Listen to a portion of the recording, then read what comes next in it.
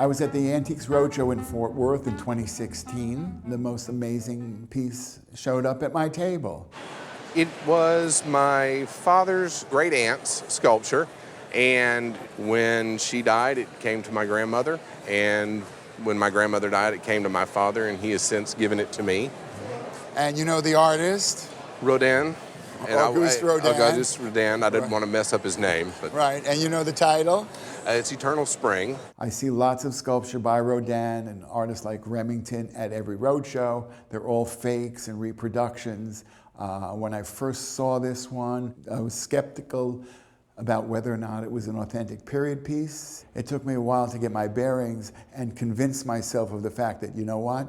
This might be a real one. Rodin, one of the greatest sculptors of the 19th, early 20th century. Some consider him comparable to Michelangelo.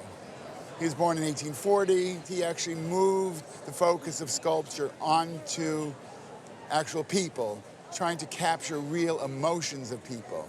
His work is very popular, and the issue with sculpture is when it was made and whether or not it was made under the auspices of the artist himself. And that determines the value.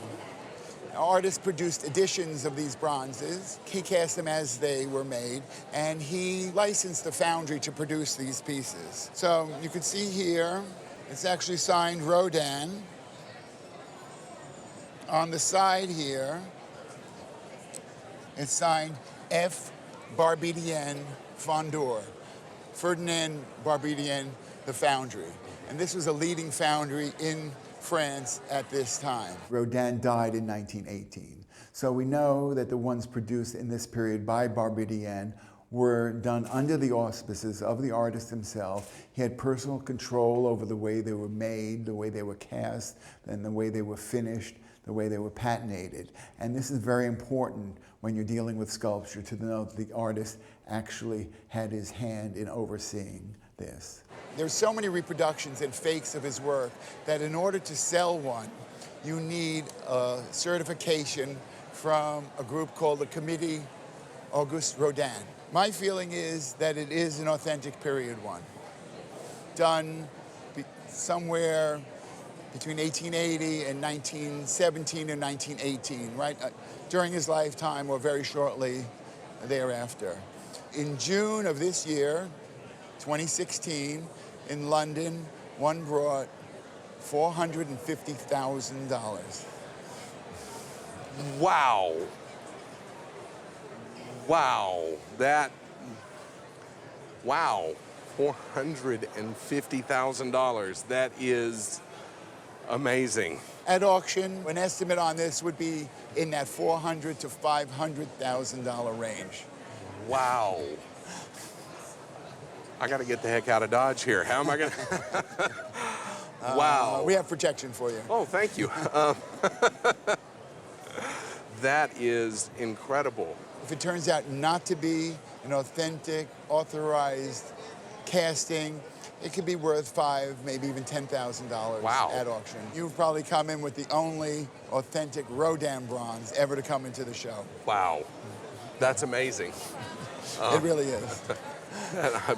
I'm flabbergasted.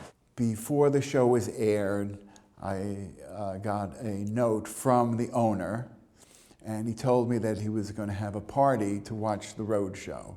And then he later actually sent me a photograph of him and his family sitting around watching the television. And then later on, I know he decided to sell it. It was given to him by his father, and when he found out the value of it, he gave it back to his father, and they decided to sell it. His father was in retirement, and I think the proceeds would go to his father's retirement. I remember seeing the Rodin the first time in Fort Worth. I was sitting at the glass table, and they were filming like right in front of our table, and we were all craning our necks going, what's that? What's that? Because it real? Is it real? Is it fake? What's the story behind it? What's Eric gonna say? As we were all excited and surprised to feel what it was. The show was filmed on a Saturday morning, throughout all day Saturday. And by Monday morning, I get a call from the family, because I work in Dallas, and that was close to them, and said, we were on the Antiques Roadshow in Fort Worth. We were the people that had the Rodin. Do you remember? I was like, oh, I remember you. Was it real? She's like, we don't know, but it may be. Can you help us find out? And I said, absolutely. So I worked with the family to contact the gallery in Paris that is putting together the catalog resume. The catalog resume is the list of all the artists' works, and only a letter from this gentleman is who everybody believes will say, this is a Rodin.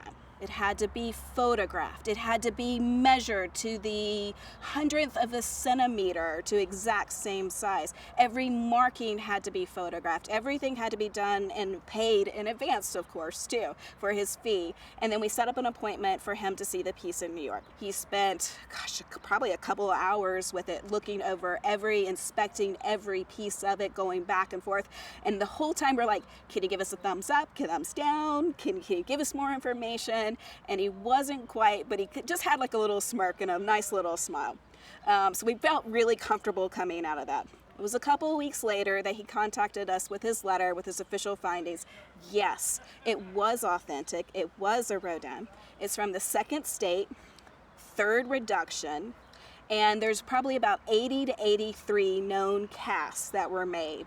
And most importantly, as Eric said, it was a lifetime cast, because being cast in the artist's lifetime is the most highly prized by collectors, which means it's the most valuable. It ended up being sold at Sotheby's London. They did a wonderful job with it. They estimated it at 250 to 350,000 pounds, and it's sold with buyer's premium for just under 300,000 pounds. Now, since the time that we filmed in Fort Worth, there have been several others of this cast that have come up to market. And because there's been a greater supply, you've lost a couple of bidders because no one's going to buy two. So that way, you're going to have a little less bidding as more come out. So if I was in an auction estimate today, I would probably be at 300 to 500,000. This is among the greatest discoveries I made at the Roadshow. Seeing a really important work of art like this, I got to pick it up, I got to turn it around, and you just can't do that in normal circumstances. I can have an immediate, personal, physical connection to a very important work of art. And you don't get that in a museum.